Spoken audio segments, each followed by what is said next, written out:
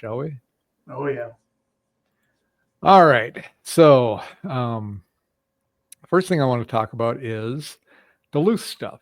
And we're going to talk about the Duluth property tax increases that are not proposed, but talked about on Tuesday. So Mayor Reinhardt has given the State of the City address, and his comments were, if we want to maintain our existing levels of spending in Duluth, we need now check me if I'm wrong on this, 16% increase next year in property taxes, and then a following 6% increase the next year after that. Is that correct?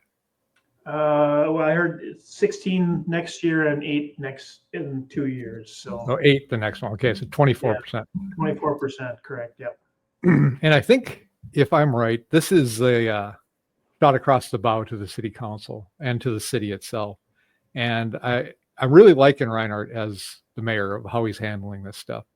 And you can tell me what you think about it, but I think it's good to set expectations right off the bat. And I think it was very clear that this is not what he wants to do. This is not his proposal that he's expecting to do. But if we don't do something, this is what's going to happen in order to maintain spending the way it is. So what are your thoughts on this? Well, after reading the minutes of the city council this last Monday, and since they don't say no to anything, and I was looking at the budget for 24, they call it 2024 online, and how they don't say no to anything, and the amount of waste. One of my favorite things that came from the meeting was in unexpected reimbursements. They have 14,507,000 for transfer to DETA for affordable housing projects. Okay. So them saying yes to everything and them just going ahead with everything, that's going to cause the problem. Yeah, and what is affordable housing? They want to define it. And is it the city's job to provide housing for people? And I don't think it is. I think it's the city's job to zone for housing and to encourage people to come here by incenting with taxes and making sure that we're not overdeveloping in industrial or commercial and having residential. But it's not the city's job to provide housing or to accommodate housing for this city, in my opinion. Right, you're absolutely correct. And then so to spend $14.5 million on affordable housing would easily be put back in your pocket, because it wouldn't be, you're not building anything. You're Right. just rezoning it. Yes. I know they've done some stuff about zoning too recently, where they are trying to cram as many houses together as possible in smaller areas. And they're kind of abandoning their previous goal of having housing as a quarter acre or something like that. Yeah. And that is in their rights to do that. Obviously, it's just not. I don't think it's a very good thing for a city, and I think the neighbors should be able to have some say in that. And we're going to come back to this a little bit when we're talking about zoning, when we're talking about our Minnesota bills that are coming up, and the Duluth News Tribune sponsored Representative Pete Johnson's plan. I believe it's his plan to talk about zoning and forcing zoning down cities' throats. So we'll come back to that. But I think it's important for people to know that it's coming. I want to make sure that people are watching this. One of the things we're doing this for is because people don't necessarily hear everything. And hopefully if they listen to the show, at least they're aware of what's going on.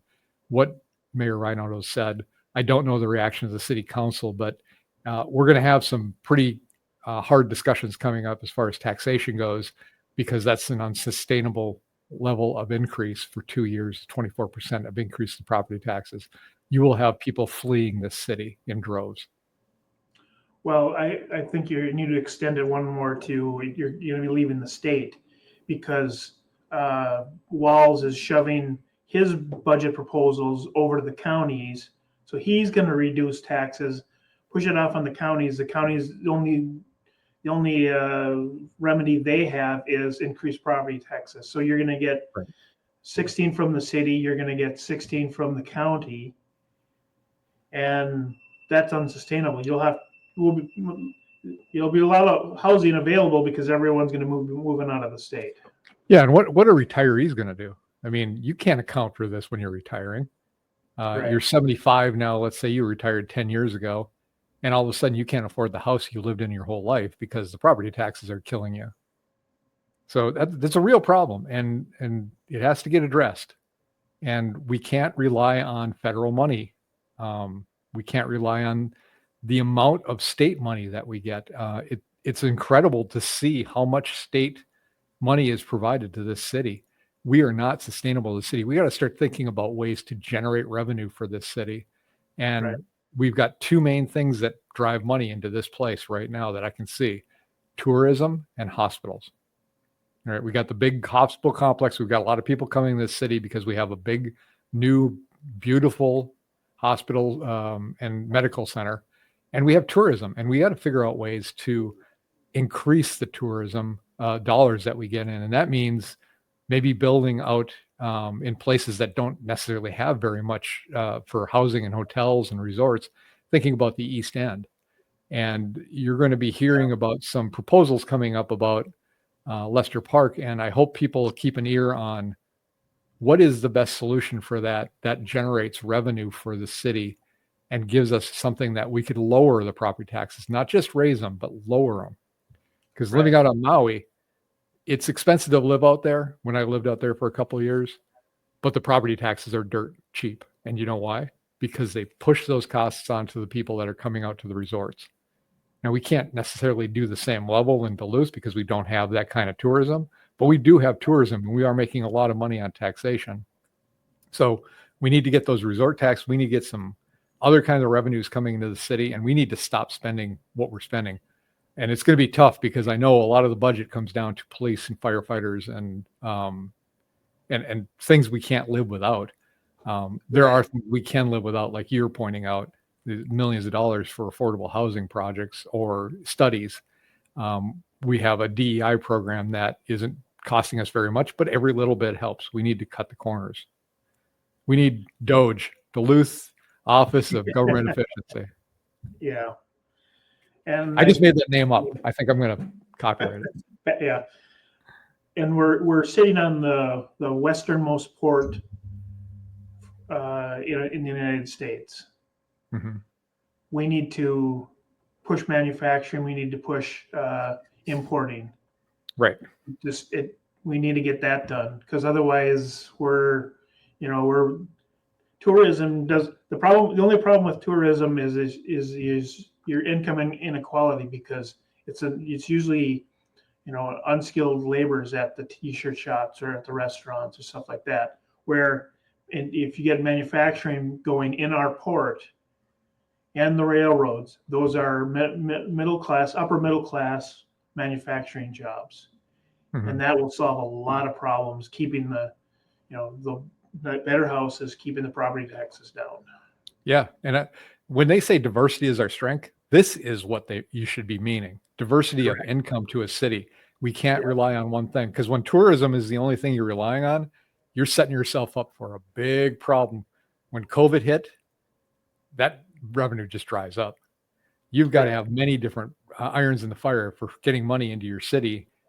But part of that is tourism, because we do have a very beautiful place that we can share. I think the East End is a place that we do need to add something to get a bookend to this city so that we can have a destination place for people to go and get some businesses out there, because really it's mostly just housing out in the East End and it is no business. But you're right.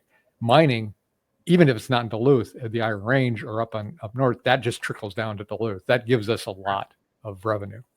Yeah, there's a lot of people employed by just the railroad and the shipping yard. There's a lot of people employed. We have to keep that moving. Yeah, and my other idea from last week that we talked about, an AI center down here. Maybe we can entice somebody to build an AI center. We have such access to water, as long as it can be done cleanly. Our access to water is immense, and that's what you need for cooling these systems, and that can generate a lot of revenue too. It's not a ton of jobs, but it is a ton of money that comes through and energy.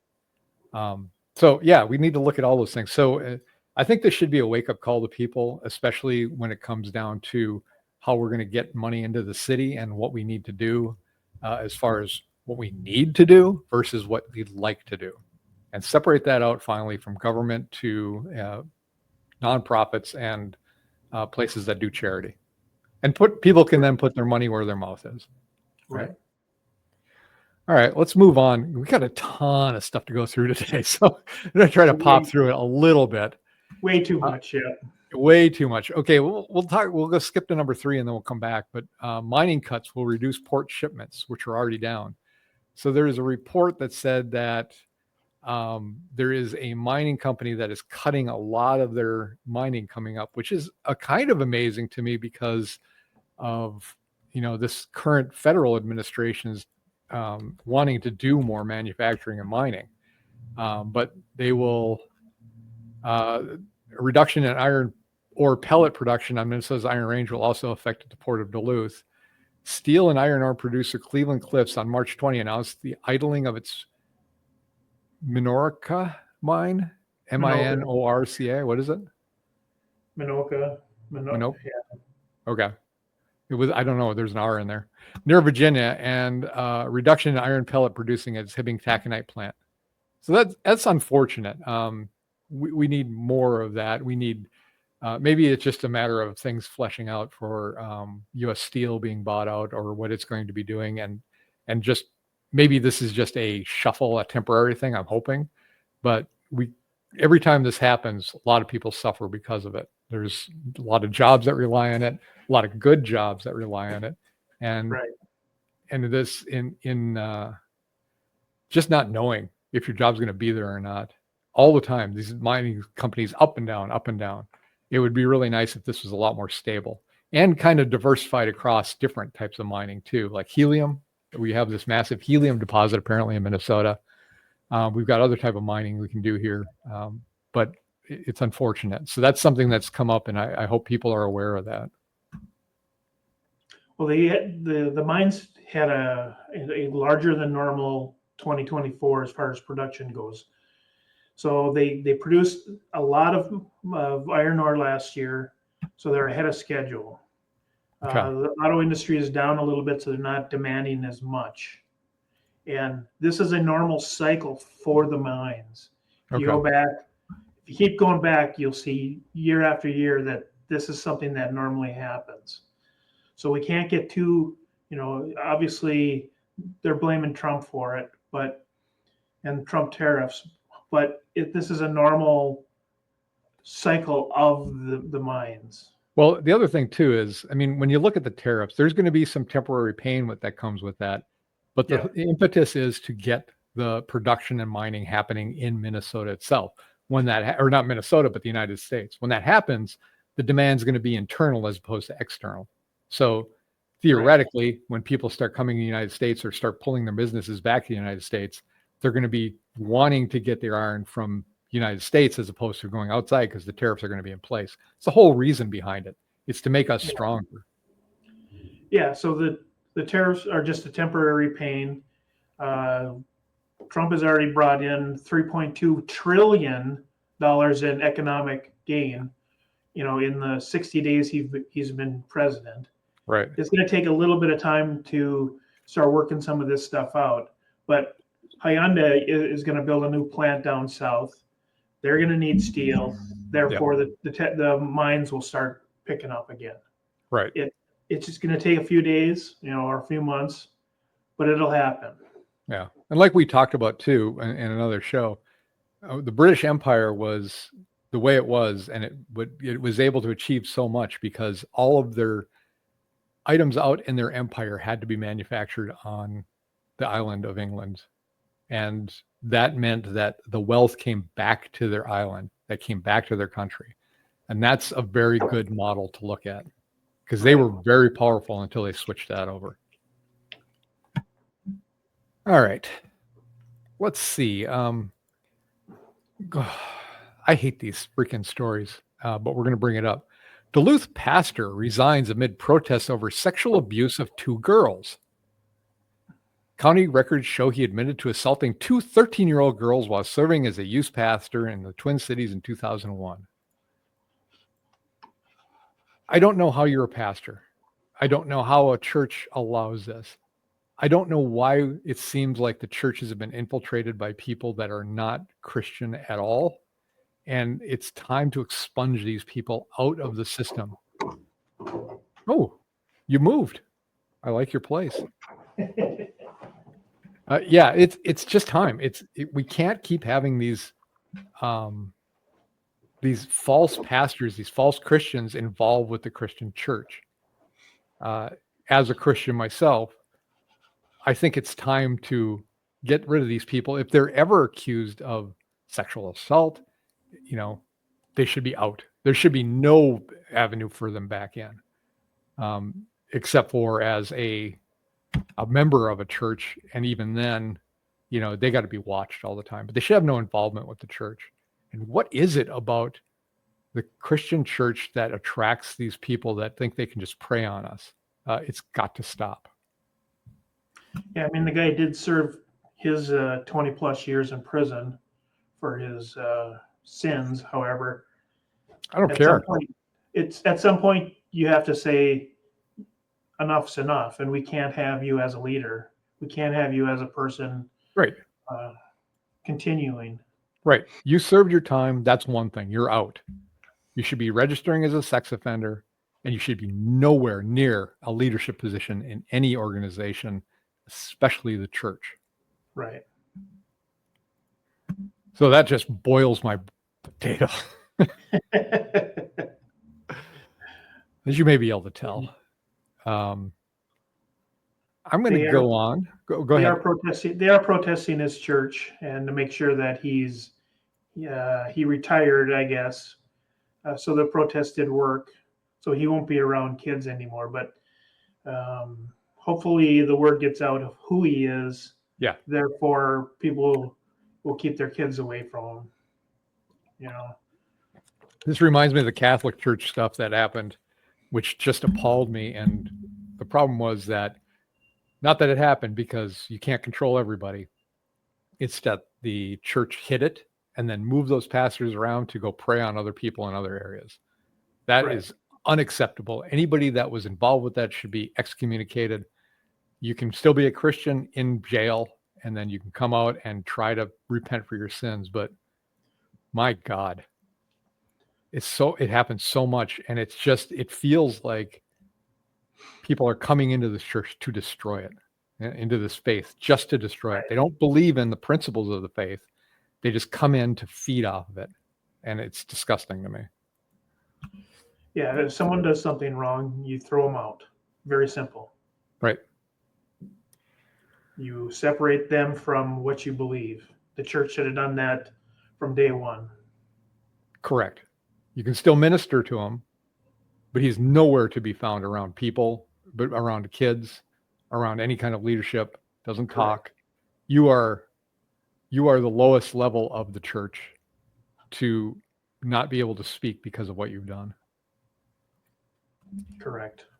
All right. I want to move on to the last topic for Duluth. We're already 20 minutes in, Dave. Well, we only got 4 hours left. Strap yourself in, brother. We're just getting started. All right. We got a letter to the editor of the Duluth News Tribune, who endorsed both Alicia Kozlowski and Pete Johnson, which we'll go into further later. And this is a commissioner of the Minnesota Department of Commerce. And this letter to the editor of Duluth News Tribune was talking about how because of our Minnesota's high dependence on Canadian source of energy, the tariffs that the federal government is putting in place will disproportionately affect Minnesotans in their pocketbooks.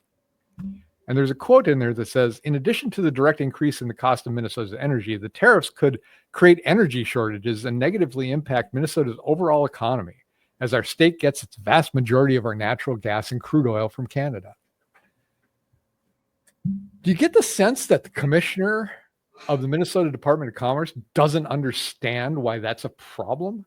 And where the problem lies, as opposed to being a problem with the tariffs or the federal government, it's a problem with Minnesota getting foreign oil and being so dependent on foreign oil. Yeah, which is a 100% lie, because Minnesota gets less than 2.5% of our energy from Canada. When they were talking about the tariffs, energy tariffs, it was mostly having to do with New York and Pennsylvania. But Minnesota that's not where we're going to have shortages. Yeah. So And I think, she's just a political hack for Walz, is what she is. yeah. And we talked about it before. Trump puts on tariffs on whiskey. They turn around and turn off our power. And then they call us the bad guys. Yeah. You know, we're not tariffing anything that is crucial to your survival. But Canada's first thought was, we're going to tariff your energy. Now, they've backtracked on that because I think the response from Trump was, we don't need your energy. We don't need anything you have to offer, honestly. We can do it all ourselves. So good luck with all that. So, and I agree with that. I think that's a strong stance to take, and I think it's the right one.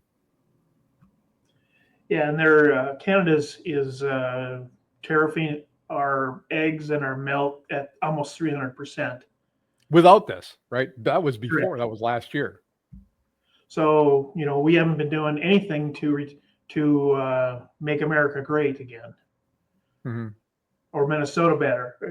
We just been taking it, is basically what all it is. Now we're not taking it. We're going to get, Trump has already put the permission to turn the oil pumps back on, get all the energy going again. Drill, baby, drill. So we're back to, it's going to take a little while to get up to speed, but we won't need Canada anymore for anything. We should be very, very, very self-sufficient. Things coming into this country should be luxury items and things that the other countries want to send out because it's special to that country. And energy is not part of it. Manufacturing our medication is not part of it. Manufacturing of our precious metals should not be part of it. So as soon as we get to the point where we're self-sufficient, then we're going to look a lot better. Right. Right. And back to your original point is, if we shouldn't be relying on anybody for our energy sources. So for her to say something ridiculous like that is obviously ridiculous, because it's not true. Right. Or it's a problem that we can easily fix. Yes. And it won't take that long either. Right. I was really shocked when we had COVID-19 and it was, we stopped getting essential medications because China stopped shipping them. That was a real wake-up call for me, saying we can't have that. Not only can we not rely on them for our medication, we don't know exactly what they put into it. Right. I mean, we can try to regulate it. We can get our best self, but this is China. I'm not saying they're our enemy, but they're definitely not our friend. They're a hostile nation to us. And we need to be very careful about the power we give to that country. Definitely. All right. I think that wraps it up for Duluth stuff, unless you have something else. No. There was an article in Alpha News that basically debunked everything that she said. Yeah. So great. Okay. Go to Alpha News and you type in Canada tariffs, and it completely disproves everything she says. She's a political hack. We need to get rid of her, like her Grace Arnold, commissioner of the Minnesota Department of Commerce. We just need to get rid of these people who are just political hacks. That's all. Yeah.